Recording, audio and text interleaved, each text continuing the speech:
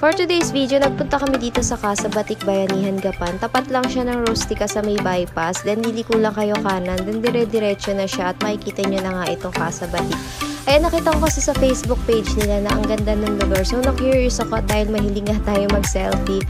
Ayan, pinuntahan natin siya para ma-check kung talagang maganda yung lugar. At ayan, ipapasyal ko kayo sa buong lugar, mga mare. Ayan.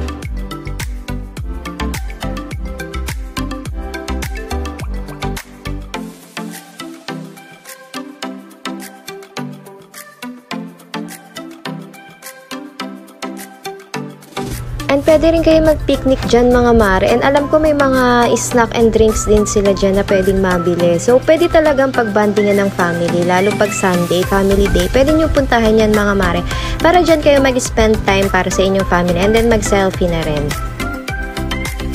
Pero pwede nyo rin i-visit yung kanilang Facebook page, mga mare. Para ma-sure natin kung talaga may nabibiling food dyan sa kanila. Or pwede tayong magbaon na lang. O, diba?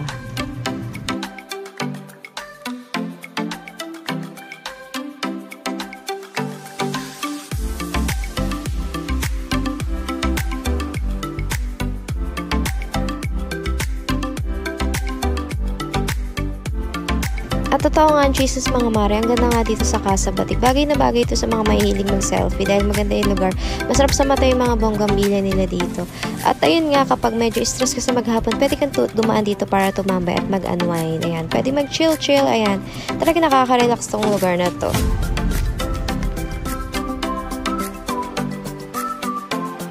Kaya ano pang hinihintay mo, mare? Magaya ka na ng kaibigan na ng family mo. Punta mo na itong Casa Batik na to para mag-relax at mag-unwind at mag-selfie at the same time at umawara, mga mare.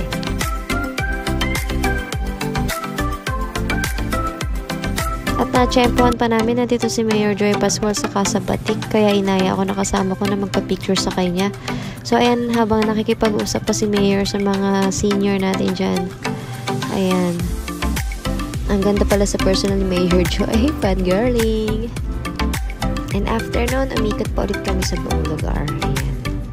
Sulit na sulit talaga ako sa pag-aura dito dahil ang ganda ng place at talagang marami nag-visit. So, makikita niyo yung mga picture ko sa Anthem Media. Ayan, thank you for watching. Bye!